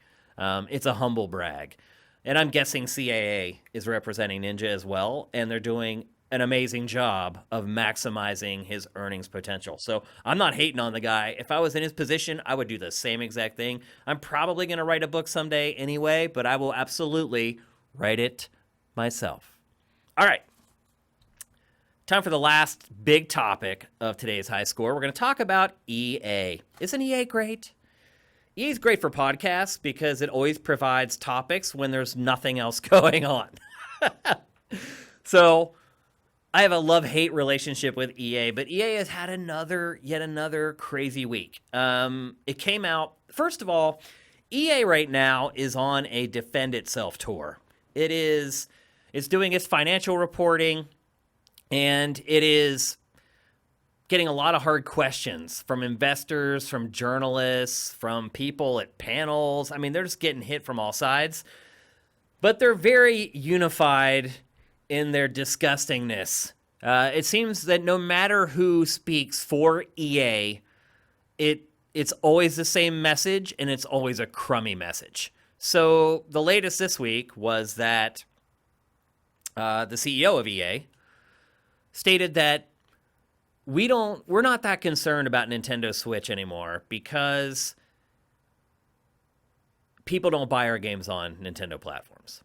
And so the response I think a lot of people had to that was, oh, it's a chicken or egg scenario. We would buy your games if they were better. But some of the stuff in EA's games can't really run on the Switch because the Switch is underpowered. So you're asking EA to make better games for Switch, but it's a challenge because the hardware isn't there. And EA is saying we can't sell any games on Switch, so we don't want to make any games for Switch anymore. So which is it? Do you believe that if EA actually invested a good amount of money in FIFA for Switch or Madden for Switch, that it would actually sell well? Give me a call on Skype at Sifted Games. What do you think it is? Which does come first, the chicken or the egg? Do you think that EA just needs to bite the bullet and make the games better, and then people will buy, or vice versa? Here's our call. Let's see who we got. Oh, hi, Shane. Is this Daniel McAndrew? It is indeed. You fooled us earlier, man. I thought that it was you, and it actually ended up being someone else. Welcome to the show. Well, good. Cheers. And thank you, by the way, for handling. If you don't know, Daniel handles our Twitter account. He is our new head of social media. And you guys all noticed that he started working on it because you guys started reaching out to me and you were saying, oh, your Twitter feed is so much better. I don't think you're doing it. And you were right. I was not doing it. We had handed it over, and he's been doing an amazing job. So welcome to today's high score. Welcome back. Cheers. You were also on the show prior when we did it. I appreciate it. Yeah, I'm glad it's come back. It was I missed it actually. It was always quite good fun on a Saturday evening. Yeah, before we're bed doing it in the to day, jump so now in. it's better. I think before you were staying up until like 2 a.m. or something to come on the Yeah. show. So doing it at around 2 o'clock, did that time work okay for you? Yeah, it's about 11:30 p.m. here, but Still kinda Saturday, late, so I it's not a big guess. problem. But also moving Game Face to 9 p.m. UK time allows me to tweet alongside it a lot easier than staying up till like It 1 makes a big a.m. difference. So that helps me out. But no, with EA, well, I think I kind of agree with you where it is a chicken and the egg scenario. Nintendo's software isn't good, or hardware, sorry, isn't good enough to run EA's games. However, I would look at the example of Ubisoft, where instead of trying to take a game that's like your FIFAs or your Maddens and like make them run on the Switch, just build a third-party game that will run on the Switch because it will sell. If EA could make a decent game that wasn't your Madden, your FIFA, I think they would get game sales and they would be happy with them. The So problem what you're saying is that EA shouldn't be making its sports games for Switch. It should be making something else for the platform. yeah, because actually, when it comes down to it, I think the main issue is, Shane, is what do EA actually have these days? I know obviously they've got the Star Wars game coming, but in the last like 3-4 years, if it wasn't for FIFA, really, and Madden and your sports games, they've just had failure after failure from their other franchises, and they don't actually have anything to offer. If you look at like your Ubisoft, how many different games? I know a lot of them are quite similar, but how many games they're actually releasing that are new or just new IPs and things, especially for the Switch and things, they've got it right. I think EA's biggest issue and why they're like shying away from Nintendo is actually they don't want to make any new games. Oh, really? Well, look, That's one what of I the think things, one of the other topics for EA from this week is that we're going to see a new Need for Speed and a new Plants vs. Zombies at Gamescom, which is coming up real soon. But so is that new? That's just like what they're going to do is reskin it. Like I don't see them, as we were talking about earlier. This generation's been about not revolutionizing the game space in some ways, like with new genres and new ways to play and things. And Need for Speed, we've had countless amounts of those. This will be the third Plants vs. Zombies, or third. Yeah, it'll be 3. Provided it's so, Garden Warfare 3, which I think it will be. Yeah, and I just think to myself, well, what's EA doing? Right. FIFA, every year, it generally has the same mechanics. There's also a bit of tweaking, graphical tweaking, but really, that's there. That's built. There's obviously, it does take time to make those tweaks and things, but once you've got, for a new platform, fair enough, there's going to be a lot more work. But I just think, especially with Madden as well, I was a bit disappointed with your review of Madden because I was going to pick it up. I think I'll wait a year now for the next gen. But just things like that. I just think EA are just resting on their laurels and go, oh, FIFA will see us through. FIFA will see us through. And all I know is that, yeah, it is a moneymaker and things like that. But You have an earthquake there in the UK. that may have been, anyway. So I just think that EA need to get off their asses and start making games again rather than just relying on already existing IP. And then they can't really complain that Nintendo's hardware isn't good enough because they're actually building something that actually will run on the hardware that people want to buy. Because as we talked about earlier with Nintendo's on an up curve with this console. Yeah. And actually, if you're actually sensible, you want to get in on that good stuff. Like, I'm like blown away by my Switch. I'm loving every minute of it. I'm one of those weird people who just plays it in handheld, which everyone will think is super strange. The only time I don't think so. I don't think so at all. I think a lot of people play it that way. Yeah. The only time I plug it into my dock is for Mario Party or like just like multiplayer games like Mario Kart and stuff when people are around. But when I'm playing single player, I play it all in handheld because then the TV can be unoccupied for like my missus who's watching other things and just makes it. And then I've got commutes to work as well, so it just comes into really good work there. So I just think EA are just making that excuse because actually what they've realized is we're missing out on this good thing. But rather than admitting that, they're going, oh no, well, you always complain that our games don't run properly and no one buys them, so we're not going to make anything. I think this is a lame excuse personally. Okay, I have a couple questions for you. Okay. First of all, do you think EA building a game specifically for Switch is a good idea? Meaning dedicating a big budget to a game that is only ever going to run on Switch? I will say no. And the reason is because they can't seem to make games that are third party run well on everything at the moment. Obviously, they're Maddens and then they're FIFAs and stuff, but actually other games, they haven't had that much. They have a lot of criticism through microtransactions and other mechanics. So actually, it probably wouldn't be worthwhile for them to do that. So I think they've got a lot of things they need to change in themselves as a company before that would even be possible for them to do, I think. The other thing I wanted to bring up is, I don't know if you remember, there was a period where EA was exactly what you're asking for. It was working on new games, new IP, and almost all those games crashed and burned. I don't know if you remember a game called Dante's Inferno. Do you remember that? Yeah. Yeah, I do. That was a period where EA was exactly what you're asking for. It was constantly announcing new games that weren't just its regurgitated sports franchises. We were getting those at the same time, along with the new Need for Speed almost every year. But ultimately, almost all of those games sucked. I think is they've gone from that to very like redacted and not really producing anything new. They just need to find a happy medium. I think where like I like FIFA. I like Madden. I'll pick up Madden every other year. FIFA normally the reverse of that. So if I've got a Madden, I haven't got a FIFA. That's kind of how I play it. But I just think that it's a shame that they can't look at other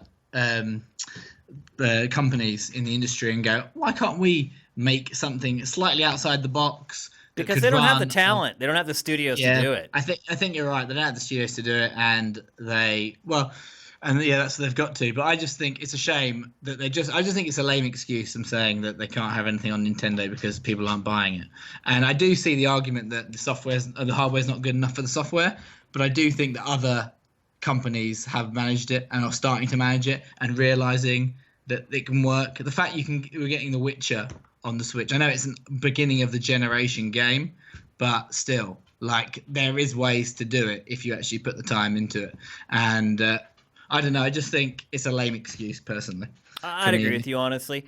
The other big story from EA this week is it is really the first third-party publisher to come out and say, we're working on PS5 and Xbox 2 games, or Scarlet, whatever you want to call it, and they're going to be ready for launch next year. So we have all this awful stuff. Of course, we're not even going to get into the whole loot box, microtransaction, surprise mechanic. We've flogged that horse to death.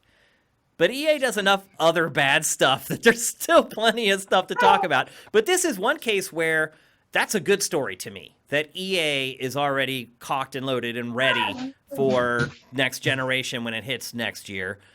Do you think that the ill will that EA has kind of, and I would say earned this generation, it's earned it. It hasn't been saddled with it, it's earned it. But do you think that ill will could carry over to next generation? Definitely. I think, sorry, my dog Your dog is barking. sounds sad. Gotta give him a treat to shut him up, right? Yeah, just chuck him a treat. Sorry about that. It's okay. I think definitely. I think actually what a big point of saving grace might be for them is the Star Wars game, if that booms or busts. Because I think if that booms, then I think people have a short memory and may forget because they're a new generation, whatever. If it doesn't go so well for them, I think people are still going to buy FIFA. People are still going to buy Madden. But is that what EA is going to be known for going forward? Maybe. I think they've had a lot of issues with other things going forward. That what I look at when you're talking about loot boxes and things, when Rockstar can come out and open a casino and everyone's just okay with it. Yeah. They hate everybody else for gambling in games, but Rockstar, fine. Exactly. It's okay when Rockstar does anything. It is amazing to me the free pass that Rockstar gets for everything. I mean, the other story this week is that Rockstar has not paid a penny in taxes for over 10 years. Think about that. Think about how much money that company has generated between GTA 5 and all its different incarnations and versions, GTA Online, Red Dead Redemption 2, and not a penny. That's almost equivalent to Amazon finding a way to like slide around tax laws in the US. Oh no, is that in the UK? Is that in the US they haven't paid tax? Yeah, Amazon. For Rockstar, it's in Europe. Rockstar. Yes, UK. Oh, in Europe, in UK they haven't paid tax. Yeah. Oh, I missed that. Because I was going to say, I was like, I could see why they wouldn't have paid tax in the US because they're a UK registered company. But that's interesting to see that they haven't paid tax in the UK or to Europe. That's interesting. Yeah, I hadn't seen that. Well, there you go. Untouchables. No, they hate EA, but they love Rockstar. Where I live in Lincoln is a big one of Rockstar's like game testing places is down the road from my house. So it's really? Funny that, have you ever tried to sneak in there or look in the windows? I'm not even kidding. Like, have you ever done that? I had a friend who did some game testing for them for Red Dead, here. He said that was quite fun. But yeah, no, it's interesting. It is funny when I didn't know that was the thing. But yeah, no, with Rockstar, that's what I mean. So Rockstar do that, and that's pretty precarious. Them opening a casino. But if Yeah. that had been EA, oh my god, Could you Oh my imagine the God. backlash if EA had done that? Twitter would have just gone on, would have just in outrage, wouldn't they? So it just And shows look, you to be fair, I mean, EA has earned that. I mean, Oh yeah, 100%. it hasn't done even half the crap.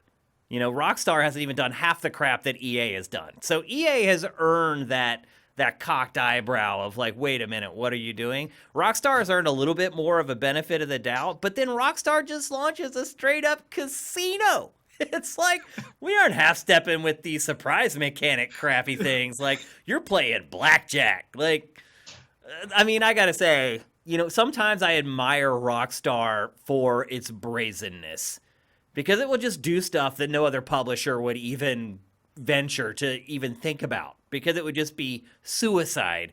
But for Rockstar, everything always ends up coming up roses somehow, some way. I don't get it. I mean, obviously their games are great and that helps, but what the hell?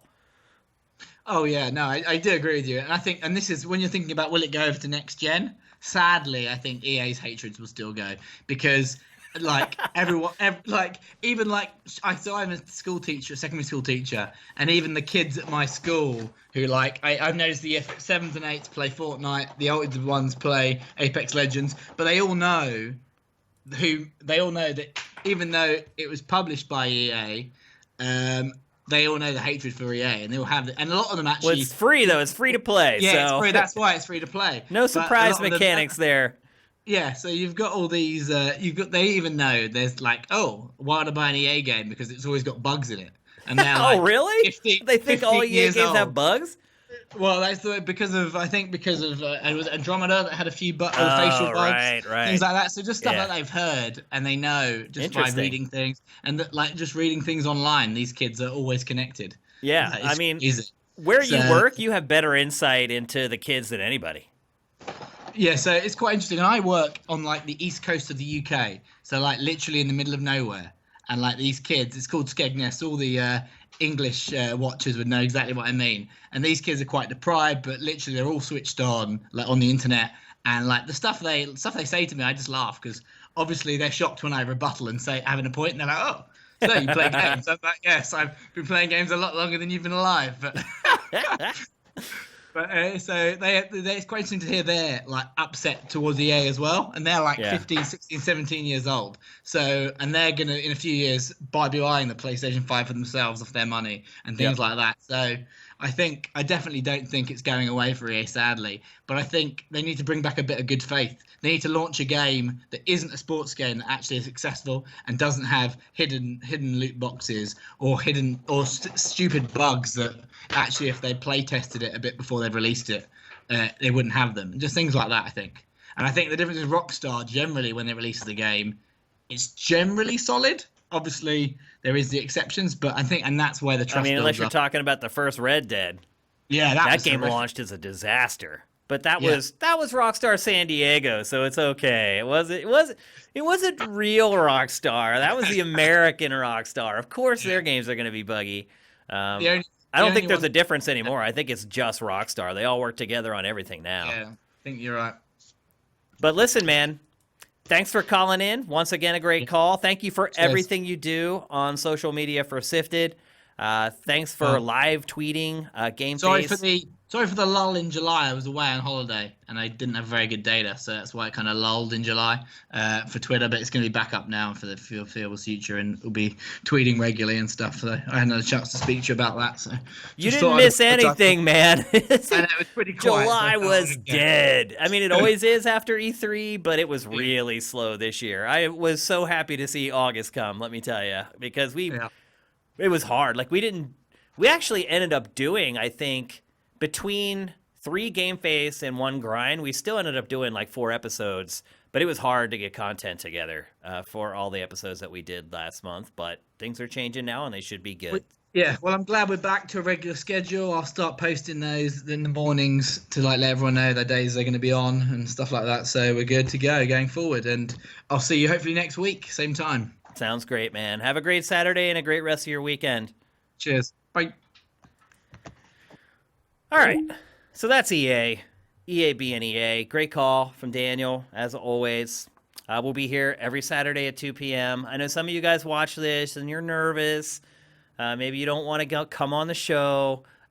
It's fine. We get it. A lot of you guys haven't done anything like this before. We're not going to be jerks to you guys. So we have one more topic for this episode, but I just want to kind of plant that in your ear for next week. Don't be shy. Don't be afraid. Maybe for your first time calling on the show, you just come in via audio. You don't come in via video. As you can see, a lot of the guys who have been on the show today were people who participated before, and they're comfortable with doing it, and hopefully you'll get there as well. The last thing I wanted to talk about today, and this might be a little self-indulgent because it does relate to me personally, is it was announced, actually it was announced like yesterday, or it was divulged yesterday, but we ran it today on Sifted, is that the ESA on its E3 website did not protect, not only did it not protect the data of all the journalists and influencers that go to the show, it made that data readily available and easy to download. So every journalist or influencer that went to E3 2019, all their personal information was just leaked. Now, they don't have social security numbers. They have everything but. When you apply to attend E3 as media, you give them a lot of personal stuff, like your home address in case they need to send your badge to you, your phone number in case they need to reach you in case of an emergency. You have to photocopy your driver's license and give that to them. All of that data was easily accessible and therefore taken by someone from the E3 website. Or let me rephrase that. It was taken from the E3 website by someone. Now, don't ask me who would be on E3expo.com in late July. Okay? That, people are saying, oh, I just kind of stumbled. No.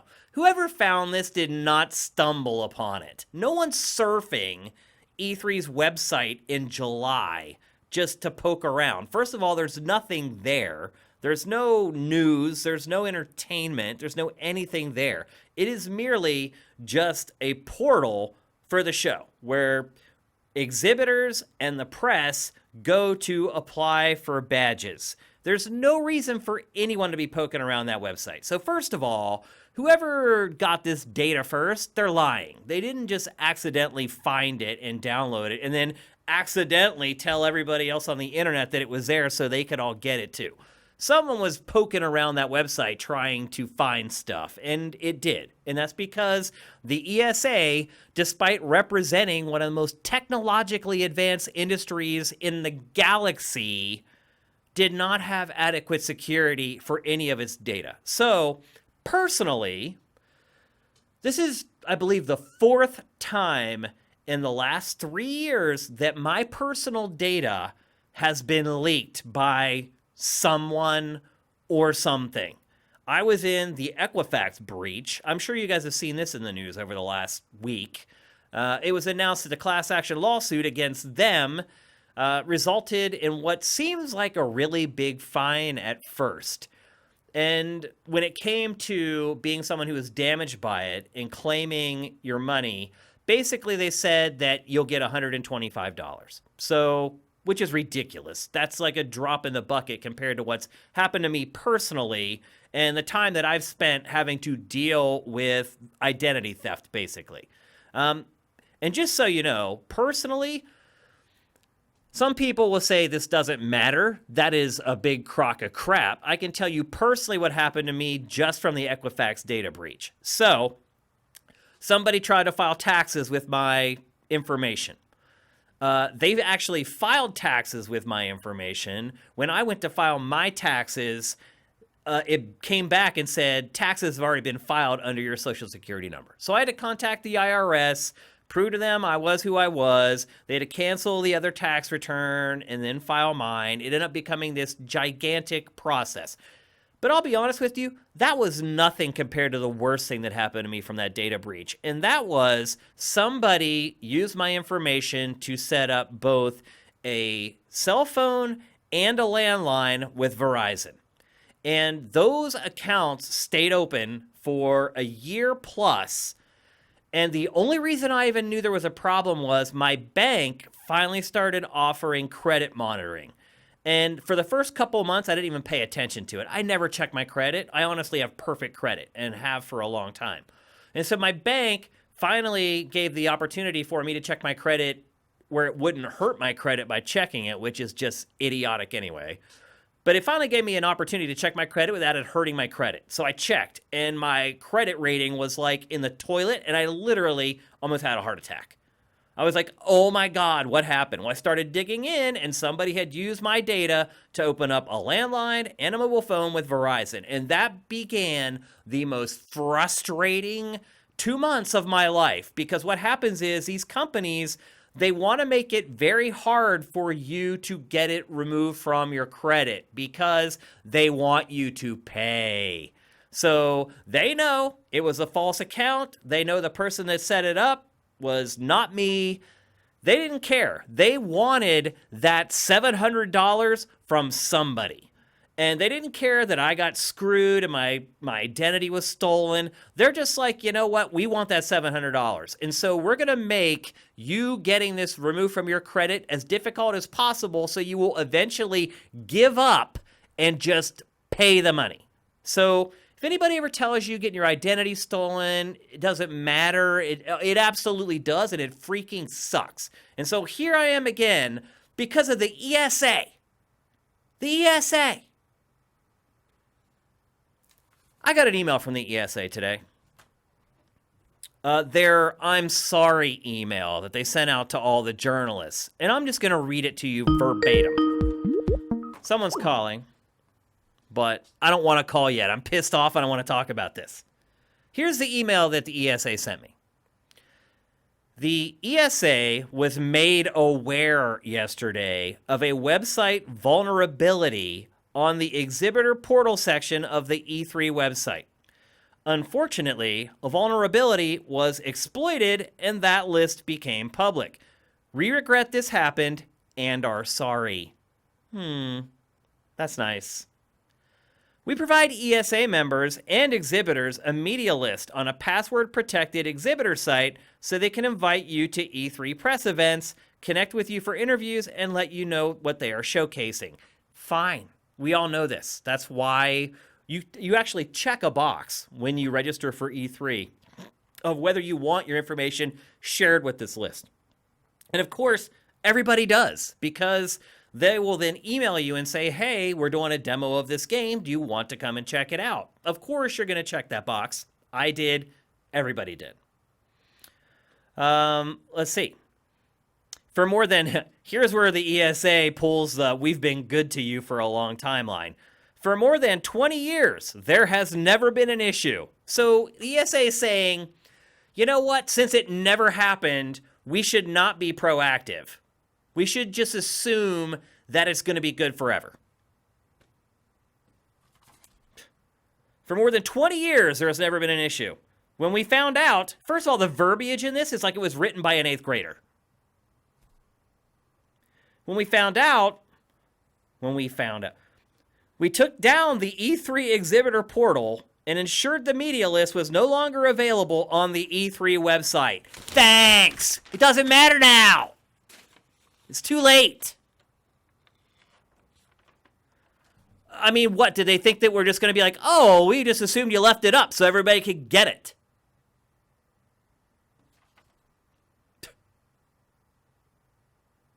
When we found out, we took it down, and it was no longer available. Again, we apologize for the inconvenience and have taken steps to ensure this will not happen again. Thank you, Entertainment Software Association. Screw you. Screw you. What steps did you take?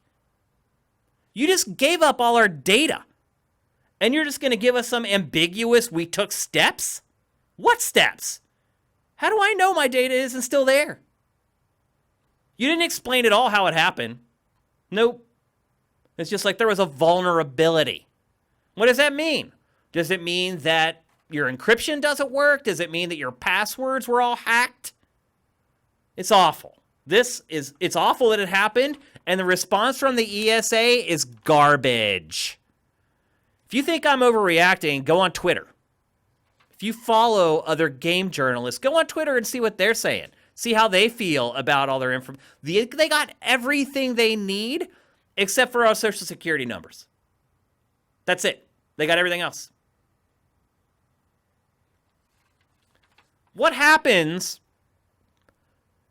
when this data breach in a few months starts affecting people? When stuff starts happening to them like happened to me. Weird accounts being opened up under their name that they don't know about for a year until it gets reported on their credit. Because what happens is they open these accounts, they use the account, they never pay the bill, and then ultimately it gets shut off because the Verizon or whatever company will let them go for X amount of months before they actually cut them off. And then after they cut them off, it takes another 8 to 10 months before it's in collections and appears on your credit report. So the breach that just happened by the ESA, we're not even going to know the implications of that until after next E3. It's unconscionable that this happened. This is the ESA.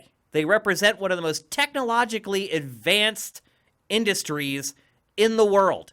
And apparently their cybersecurity was like bubblegum and rubber bands. I am appalled by this. And look, the ESA isn't exactly on a hot streak anyway. It's basically blown E3. It's like a mess now. Who knows what's going to happen with next year's show? Their old leader was accused of sexual harassment and a bunch of other crap. They got a new president there now. This was his first chance to show me personally who he is and what he's got. And wow. PAC seems to have a lot of faith in this guy. After this, I don't. It sucks. I don't even know if I should take calls on this topic because I don't know what you guys would say. You'd probably say I'm sorry and that stinks, but nothing else. But you do care about E3 and you do care about the ESA and you should care about how the ESA conducts its business because it will have an effect on you. You shouldn't care that I got my data stolen. Maybe on a personal level you feel bad for me. But if it didn't affect you, I can understand why you're just like, whatever. Oh, and we do have a caller. We have someone who wants to talk about this. Let's see what they have to say. Joseph L., welcome to today's high score. What's going on, man? Hey, Shane. How you doing? I'm doing good. How are you, man? Not too bad. Good to have you back on the show. You were another participant back in the day. Yes, Glad I to have was. you back. Thank you. Of course. So I'm calling because I want to talk about this ESA thing and make sure that some of the record is clear from what I've been able to garner about everything that you've said. And it seems like it wasn't like bad cybersecurity. It was straight up negligence on the part of the ESA because the document was available just for anyone to get on the website at any time. Like there was no hacking needed to be done. There was nothing unscrupulous. It was just there. And the ESA had known about it. So wait, there was a link that any user could access that said, this is the journalist list. Yeah, I don't know the exact details of what it said, but it was from reading the chat here. It was apparently an XML file that you could just click on and have access to the list. And the ESA. So the original reporter on the matter was I'm in front of my computer here. It was a Sophia Narwitz. She's the one who broke the original story on it. And she's saying that they were notified of it over a month ago, that there was a problem. Huh. And wow. Yeah. She said that she emailed and called them, but they never got in touch with her. And so she spent the day before publishing her piece checking everything and doing the best reporting and verification that she could. And I don't know if you know Rick Hogue from Hogue Law, but he was a contact with her on the legal aspects of this during the time, and he tweeted that she spent the whole day brushing up and making sure that everything was buttoned up before publishing the video that broke the story. So they had a lot of notice of this problem. Ms. Narwitz reached out to multiple other media outlets that had more pull than she does, because she's, you know, a small-time YouTuber, but she reached out to Vice, according to her tweet thread here. And, you know, she takes the blame for not knowing that there were mirrors in other locations, but before she published the video announcing it, the site was dead. So wait. Let's rewind here. So Sure. Is she the one that got the list and then distributed it? Is that what you're saying? No, she didn't distribute it. She posted a video alerting journalists to the fact that their information was available on the website at some point in time. And how did she know that, though? How did she know that if she wasn't the one that did it? That I don't know, because it was already there. She had found out about it and made sure that it was gone before she said anything. So it was long gone from the ESA's website. That sounds a little fishy to me. All I can tell you is what she's saying that she said. She said that she reached out to other journalists to let them inform the ESA, that she made sure that everything was gone to the best of her ability before, you know, alerting anyone to the fact that it was there. Because obviously posting a video, hey, your personal information's on the website, is going to let other people know that other people's personal information is available. Wait, did she say how she found out that the information was out there? I'm looking through her Twitter thread right now. Let me see here. Because it's like, how did she know? How was she the first person to know? Let me see. Did like a fan send it to her? Or was she the one poking around on the E3 website? Trying to see. She's posted proof of her phone call to the ESA, trying to get in touch with them. I mean, I believe that. I mean, that was. Yeah. I believe that she did that, but that's irrelevant to if she was the one who got it in the first place and then gave it to someone, and now it's spread like wildfire all over the internet. That's the thing. I don't think she gave it to anybody. So her first post was 23 hours ago, and looks like a 3-minute video on YouTube, a 4-minute video on YouTube, saying that it's titled "The ESA Doxed Over 2,000 Journalists and Content Creators Due to a Mishandling of Information that has since been removed after I alerted them. Full name, addresses, and names, phone numbers are potentially floating somewhere online." So she didn't direct anyone anywhere. She just discovered it. I don't know where she discovered it from. It does not appear to be anywhere. That sounds a little fishy to me. I mean, where'd she get it from? How did she know? Maybe the video says it. I have not had a chance to check the video out. I just have been following the tweets, the Twitter thread on it all. But the video might explain how she discovered it. Interesting. Thanks for calling in with that info. I mean, that's definitely helpful. It helps frame the conversation a little better. It doesn't make me feel any better about the ESA. It makes me feel worse, because what you're saying now is that the ESA knew about this a month ago and never said anything. And only once this video came out and it was exposed, the ESA sent out this crappy email to me, which makes me believe that they were not going to tell anyone ever. Yeah, I don't think they were. We're going to sweep this under the rug and hope nobody noticed. Yeah, I mean, according to everything that I've seen, the video was posted after the link had been removed. So the ESA knew about it before the video, and then the video comes out, exposes everything, and then that's when they send the apology email. It's dirty. So dirty. All right. Very dirty. Well, thank you very much, man. I really appreciate that. Get in next week whenever we're talking about fun stuff. Yeah. You're a great part of the show. You were great when we did them before. Not my specialty. Yeah. But we'll be back here again next Saturday at 2 p.m. Pacific. Jump on early and become a part of the show again. Yeah, absolutely. Will do, Shane. Thanks, man. Have a good Saturday. Everything worked out. I'm sorry this happened to you. It's all good, dude. It's not your fault. Peace. Peace. Anyway, if you can't tell, I'm really pissed off. I think part of it might have to do with the fact that I've been dealing with identity theft issues for the last couple years, and they suck. A lot of people are about to get a rude awakening about this stuff, and that is scathing. if what she is saying is true, and I'm not going to go into the whether she was the one who found the info or whatever, who knows. But the fact of the matter is, if what she's saying is true and that she alerted the ESA to this a month ago and they never said anything, they didn't even send out, look, they didn't even have to make a public announcement about it. They could have just sent us all emails that privately came to us. They didn't. Until she runs her video yesterday, it exposes it, then we get the crappy email. I hate to end the show being pissed off. I think that's the way a lot of talk shows do end, though, call-in shows.